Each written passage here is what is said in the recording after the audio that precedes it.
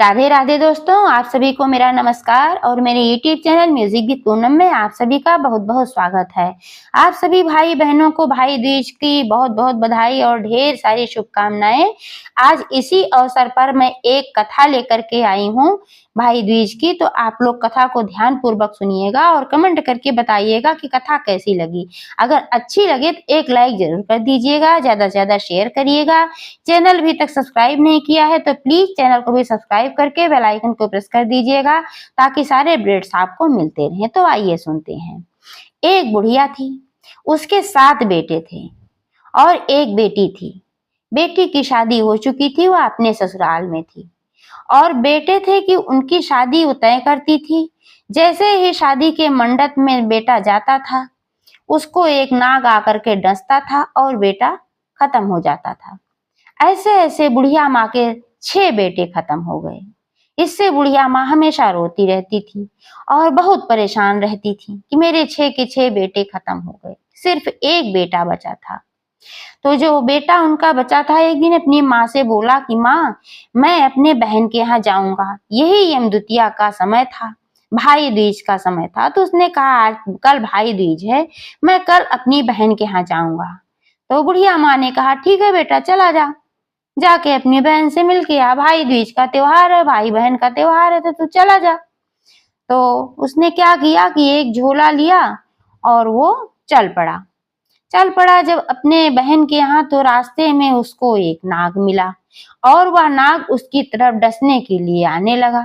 तो उसने कहा कि भाई नाग देवता, तुम मुझे क्यों डसने आ रहे हो? तो नाग देवता ने कहा कि मैं तेरा काल हूँ, इसलिए तुझको डसने आ रहा हूँ। तेरी मृत्यु हूँ मैं, अब तेरी मृत्यु आ गई है, इसलिए मैं तुझको डसने आ रहा हूँ, मैं तुझको डसूंगा। तो फिर उसने कहा कि ठीक है, तू मुझे डस देना, लेकिन मैं अभी अपनी बहन के घर जा रहा हूँ, भाई दूज का त्योहार है, मैं अपनी बहन से एक बार तिलक लगवा के आ जाऊंगा, तो उसके बाद तू मुझे डस लेना, मैं इसी रास्ते आऊंगा। तो नाग देवता ने कहा कि अरे तू चल, मुझे बेवकूफ मत बना, कौन है जो दोबारा अपनी मृत्यु के मुंह में आएगा? तुझे तो पता है मैं तुझे डसूंगा तो तू मर जाएगा, तो फिर क्यों तू आएगा मेरे पास?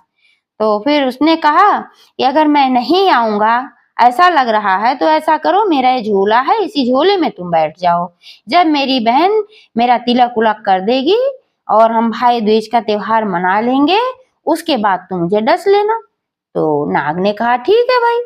तो उसके झोले में वो बैठ गया और झोले में बैठ गया। तो फिर भाई अपनी बहन के घर पहुंचा और बहन ने पहले से सुन रखा था कि मेरा भाई आ रहा है, भाई तो पता था, उसको बताया था कि मैं आऊंगा भाई दूज के दिन। तो बहुत खुश हो गई, इतनी खुश हो गई कि उसकी खुशी की कोई सीमा ही नहीं थी कि मेरा भाई आ रहा है। तो दौड़ी दौड़ी गई पड़ोसन से पूछने कि मेरा भाई आ रहा है, तो मैं उसका स्वागत सत्कार कैसे करूं, मुझे कुछ समझ नहीं आ रहा है, आप मुझे बता दीजिए। तो पड़ोसन उसकी खुशी देखी और देखकर एकदम जल भुनकर राख हो गई। तो उसने कहा ऐसा करना, तू दूध से रसोई लीप देना और घी में चावल बना देना। तो बेचारी सोची कि सही है, कह रही है तो सही है। आई तो दूध से पूरी रसोई उसने लीप दिया और घी में उसने चावल बनाना शुरू किया। तब तक उसका भाई आ गया और भाई आया तो देखकर बहुत खुश हो गई और बोली कि भैया आ गए, चलो चलो। तो फिर वो आया तो फिर बोला कि कुछ खाने होने के लिए बनाई है, जल्दी जल्दी दे, अगर कुछ बनाई है तो। क्या बना रही है? तो बोली कि अभी बन रहा है, अभी बन जाएगा तो मैं ला के देती हूँ। बहुत देर लगी। तो भाई ने कहा अरे तू क्या बना रही है, कितनी देर में बनाएगी, मुझे बहुत तेज भूख लगी है, तो कुछ तू खिला। तो वो बोली कि भैया मैं बना रही हूँ, पर अभी बना नहीं। तो बोले क्या बना रही है? तो उसने बताया सब कुछ कि ऐसे मैं पड़ोसन से पूछी थी, तो उसने कहा दूध से रसोई लीप दे और घी में चावल बना दे। मैं वही घी में चावल बना रही हूँ और घी में चावल पके तो कैसे पके, चाहे पक ही नहीं रहा था। तो भाई ने कहा अरे तू पागल हो गई है, घी में कहीं चावल पकता है? घी में नहीं पकेगा, और रसोई जो तूने लीपा है दूध से, तो उससे नहीं लीपा जाता, गोबर से लीपा जाता है, उससे लीपी है तो कहाँ वो सूखेगा। तब जा करके उसने क्या किया कि गोबर से रसोई लीपा और दूध में, भाई ने कहा कि चावल दूध में बनाया जाता है, तब वो दूध में चावल बनाई और गोबर से रसोई लीपी। उसके बाद उसका जब बन गया तो भाई ने खाना खाया और खाना खाकर उसको बहुत तेज से नींद आ गई और वो सो गया। सोने लगा, जैसे ही सोने लगा तो उसके भांजे आए दौड़ के, बोले मामा मामा मेरे लिए क्या लाए हो? तो उसने कहा कि मैंने तो तुम्हारे लिए कुछ भी नहीं लाया। तो भांजे जो थे झोला देखने के लिए गए कि लेकिन झोले में शायद कुछ होगा। तो जब भांजों ने झोले में देखा तो वहां पर उनको एक हीरे का हार मिला, उसमें नाग वाग नहीं था। तो हीरे का हार लेकर वो गए अपनी माँ के पास, बोले माँ माँ मामा ये हीरे का हार लाए हैं। तो फिर बहन ने देखा तो अपने भाई से कहा तू मेरे लिए हीरे का हार लेकर आया था और तूने बताया भी नहीं। तो भाई ने कहा ठीक है, अगर तुझे पसंद है तो तू रख ले। तो फिर उसने हार रख लिया और भाई सो गया। अगले दिन वह उठा, बोला कि मेरे लिए कुछ रास्ते के लिए बना के दे दे, अब मैं अपने घर जाऊंगा। तो बहन ने भाई के लिए खाना बनाया और भाई ने खाना खाया और रास्ते के लिए उसने लड्डू बनाकर दे दिए और बाजरे के आटे के लड्डू बनाए थे उसने, वही लड्डू बना करके अपने भाई के लिए झोले में डाल करके दे दिया। अब भाई चला, वहां से चला तो रास्ते में जंगल पड़ा तो वहां पर वह बहुत थक गया। वहां पर थक गया तो एक पीपल का वृक्ष था, वहीं पीपल के वृक्ष के नीचे वह लेट गया, वहीं आराम करने लगा। इधर जो इसकी बहन थी तो इसके जो बच्चे थे यानी कि जो उसके भांजे लोग थे, अपनी माँ से बोले माँ माँ मुझे भूख लगी है, कुछ खाने को दो। तो माँ ने कहा उनकी कि बेटा अभी तो मैंने कुछ भी नहीं बनाया है, जो बनाया था वो मामा ने खा लिया है, और अगर इतनी भूख लगी है तो मामा के लिए लड्डू बनाने के लिए मैंने आटा पीसा था बाजरे का, तो चक्की में पड़ा होगा, जाके खा ले। तो बच्चे गए वहां पर चक्की में आटा खाने के लिए। जब वहां से देखा आटा उठाया तो देख रहे हैं वहां पर सांप की हड्डी मिली। जब सांप की हड्डी मिली तो वो लोग बताए अपनी माँ से, देखो माँ यहाँ पर तो सांप की हड्डी है आटे में। तो फिर वो पगला गई, सोची कि सांप की हड्डी है और इसी का मैंने लड्डू बनाकर अपने भाई को दे दिया, अब तो मेरा भाई खा लेगा तो क्या होगा। तो फिर वह भागी भागी, बहुत तेज से भागी उसी रास्ते जिस रास्ते से उसका भाई आया था। दौड़ी दौड़ी गई वहां पर, वहां भाई देख रही है कहीं दिखाई नहीं दिया। तो कई लोगों से उसने पूछा कहीं मेरे भाई को देखा है, एक बावड़ा सा आदमी था उसको कहीं देखा है, देखा है? तो सबने कहा नहीं। तो फिर एक बुढ़े आदमी ने कहा मैंने देखा है, एक आदमी वहां पर लेटा हुआ, शायद वही हो तेरा भाई। तो वहां पर वो गई और वहां पर उसने देखा कि उसका भाई जमीन में पड़ा था। तो वो दौड़ी दौड़ी गई, उसको जगाई झिझोड़ करके और बोली भाई उठ भाई उठ। तो बोला तू यहाँ कहाँ आ गई? तो उसने कहा अरे तूने, तुझे मैंने लड्डू दिए थे ना। तो भाई ने कहा हाँ लड्डू तो दिए थे। तो कहा तो खा लिए? कहा नहीं मैंने नहीं खाया तेरा लड्डू, वही पड़ा हुआ है, ले जा अपना लड्डू। दो ठो लड्डू नहीं दी थी, वही लड्डू जो थोड़ा सा था और कुछ तूने दिया नहीं, कि वो लड्डू दिया था वही लड्डू भी मांगने वापस आ गई, उसको भी तुझसे नहीं दिया गया। वहां से फिर पीछे पीछे भागती चली आई। तो बहन ने कहा नहीं भाई ऐसी बात नहीं है, कुछ बात दूसरी है, तो इसलिए मैं आई हूँ। तो तूने खाया है, तू झूठ बोल रहा है। भाई ने कहा नहीं मैंने नहीं खाया है। तो बहन ने कहा नहीं तू झूठ बोल रहा है, तूने लड्डू खाया है, मैं भी तेरे साथ चलूंगी, मैं तुझे अकेला नहीं छोड़ूंगी। तो भाई ने कहा चल, चलना है तो तू चल मेरे साथ। तो बहन भी उसके साथ होली। अब रास्ते में बहन को प्यास लगी तो उसने कहा भाई मुझे प्यास लगी है, कहीं से पानी ला के दे। तो भाई ने कहा अब यहाँ कहाँ मैं तेरे लिए पानी लेकर आऊं, तुझे प्यास लगी है तो फिर देखा कि एक जगह पर कई चील उड़ रहे थे। तो भाई ने कहा देखो वहां पर कई चील उड़ रहे हैं, शायद वहां पर जाओ तुम्हें पानी वहां पर मिल जाए। तो मैं यहाँ पर तब तक बैठकर इंतजार करता हूँ। तो बहन वहां गई जहां पर चील उड़ रहे थे, तो वहां पर उसने देखा कि एक थोड़ा छोटा सा तालाब था, वहां पर पानी था, उसने पानी पिया। और वहीं तालाब के पास एक बुढ़िया औरत बैठी थी और वहीं पर 7 शिलाएं उसको दिखाई पड़ी, जिसमें से 6 शिलाएं गड़ी हुई थी जमीन में और एक शिला ऐसे ही ऊपर पड़ी हुई थी। तो उसने उस बुढ़िया औरत से पूछा, कहा कि बूढ़ी माई यहाँ पर ये शिलाएं कैसी हैं? तो उस बूढ़ी औरत ने कहा कि अरे बिटिया क्या बताऊं, यहाँ पर थोड़ी दूर पर एक बूढ़ी औरत रहती है, उसके 7 बेटे थे और 7 बेटों में 6 बेटे खत्म हो गए, 6 को नाग डस लिया है, एक बेटा बचा है। तो जिन बेटों को डस लिया नाग ने, उनकी ये 6 शिलाएं हैं जमीन में जो गड़ी हुई है, और ये जो ऊपर है जो अभी उसका बेटा जिंदा है, जब इसको भी डस लेगा, क्योंकि उसके 7 बेटों को नाक को डसना ही डसना है, तो जब इसको भी डस लेगा तो ये भी जमीन में गाड़ दी जाएगी। तो बहन समझ गई कि ये और कोई नहीं है, मेरी माँ की बात कर रही है, मेरे भाइयों की बात कर रही हैं। तो फिर उसने पूछा कि आपके पास कोई सुझाव हो, कोई उपाय हो तो आप बताइए कि जिससे मैं अपने भाई को बचा सकूं। तो उसने बताया बुढ़िया ने कि पहली चीज तो यह है कि आज भाई दूज के दिन तुमने अपने भाई की मेहमानी की और टीका उका किया है, इससे तो रक्षा होगी, अभी तो जल्दी नहीं कुछ होने पाएगा, लेकिन जो है फिर भी मैं तुझे युक्ति बताती हूँ।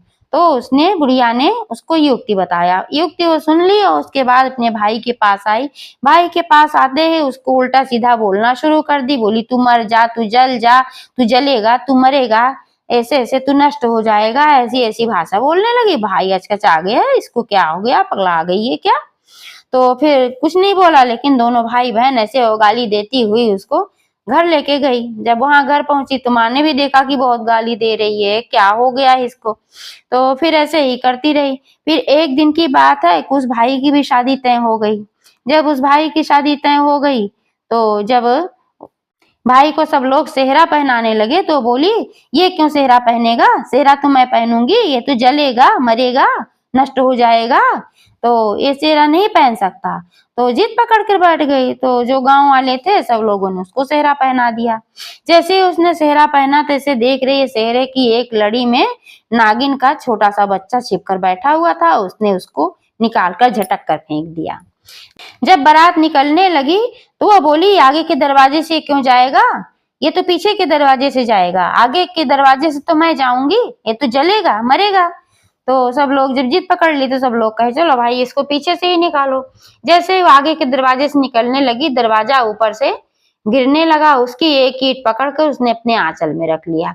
जैसे ही एक ईंट उसने आंचल में रखा, दरवाजा वहीं का वहीं रुक गया, नहीं गिरा। सब लोगों ने देखा तो सबको अचरज हुआ, बोला शायद इसीलिए अपने भाई को इधर से नहीं आने दी थी। फिर जब भाई पालकी में बैठने लगा तो फिर वो ऐसे बोली ये क्यों पालकी में बैठेगा, पालकी में बैठकर तो मैं जाऊंगी, ये तो जलेगा, मरेगा। तो सब लोगों ने कहा चलो भाई ठीक है, तू ही पालकी में बैठ जा। तो वो पालकी में बैठ के आने लगी। फिर रास्ते में जब सब लोग थक गए तो पीपल के वृक्ष के नीचे उसका भाई रुका सुस्ताने के लिए। वहां भी वो खड़ी हो गई, बोली ये तो धूप में खड़ा रहेगा, यहाँ पर क्यों खड़ा होगा, ये तो जलेगा, ये तो मरेगा, तो ये क्यों यहाँ पर खड़ा होगा, छाए में तो मैं खड़ी रहूंगी। तो फिर वहां पर वो खड़ी हो गई, भाई को हटा दी वहां से। जैसे वहां खड़ी हुई देख रही है कि सब लोगों ने देखा कि पीपल का एक बहुत बड़ा उसमें से जो डाल थी गिरने लगी। जैसे ही गिरने लगी उसकी एक पत्ती पकड़कर उसने अपने आंचल में रख लिया तोड़कर। तो फिर वह डाल वहीं की वहीं रुक गई। सब लोगों ने देखा, बोला कि इसीलिए यहाँ खड़ी थी, देखो बहन है, भाई की रक्षा के लिए कर रही है, ये शायद कोई टोना टोटका सीख करके आई है, वही कर रही है, इसीलिए ऐसा कुछ हो रहा है।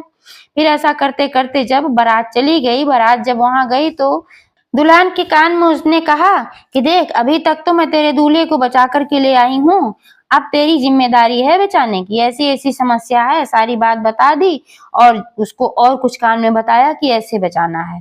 तो दुल्हन देखती रही। जब नाग वहां पर आया तो उसने झट से नाग को पकड़ा और लोटे में डालकर ऊपर से प्लेट से उसको ढक दिया, तो काटने नहीं पाया। जब नाग उसमें ढक गया तो फिर नागिन आई। जब नागिन आई तो बोलने लगी कि मेरा जो है सुहाग कहाँ है, मेरा सुहाग कहाँ है, लाके मुझे दो, मेरे नाग को वापस करो। तो दुल्हन बोली कि पहले तू मेरे सुहाग को छोड़, तू मत डस उसको, फिर मैं तेरे सुहाग को दूंगी। तो नागिन ने कहा चल ठीक है मैं नहीं डसूंगी। तो दुल्हन ने कहा ऐसे नहीं, तू 3 बार पहले वचन दे कि तू नहीं डसेगी। तो नागिन ने कहा मैं 3 बार बोलती हूँ कि मैं तेरे सुहाग को नहीं डसूंगी। तो नागिन ने जब 3 बार बोला तो दुल्हन ने कहा चलो ठीक है, लेकिन अब मेरे जेठ लोग जो थे उनको भी तो डस रखा है, तो उनमें से एक जेठ को मेरे छोड़ दे, वापस प्राण लौटा दे, क्योंकि बिना जेठ के क्या होगा भाई, जेठ का भी होना तो जरूरी है। तो फिर नागिन ने कहा चल तेरे एक जेठ को भी मैंने छोड़ दिया, उसके भी प्राण मैंने लौटा दिया। तो फिर उसने कहा मान लो कभी एक जेठ से झगड़ा हो जाए, फिर वो हमसे बात ही नहीं होगी उससे, तो दूसरे जेठ को भी छोड़ दे तू।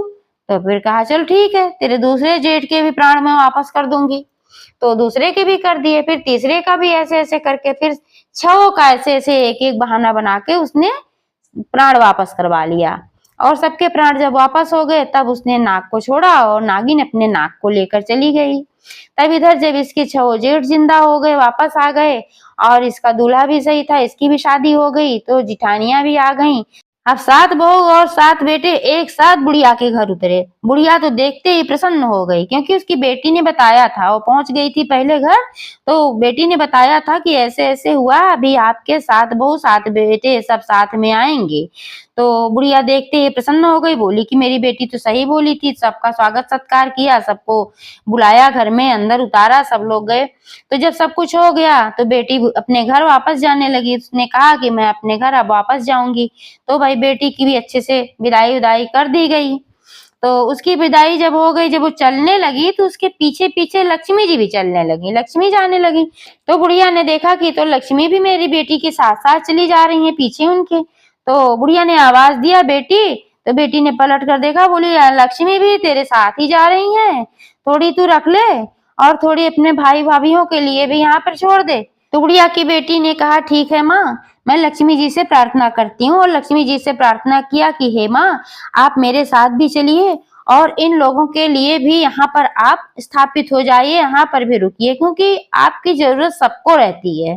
तो फिर वहां पर भी लक्ष्मी माता अपना वास छोड़ दी, वहां पर रहने लगी। उसके भाई भाभी माँ सब आराम से रहने लगे और वो भी अपनी ससुराल में बहुत ही आराम से रहने लगी। तो ये थी यमद्वितीया भाई दूज की कथा।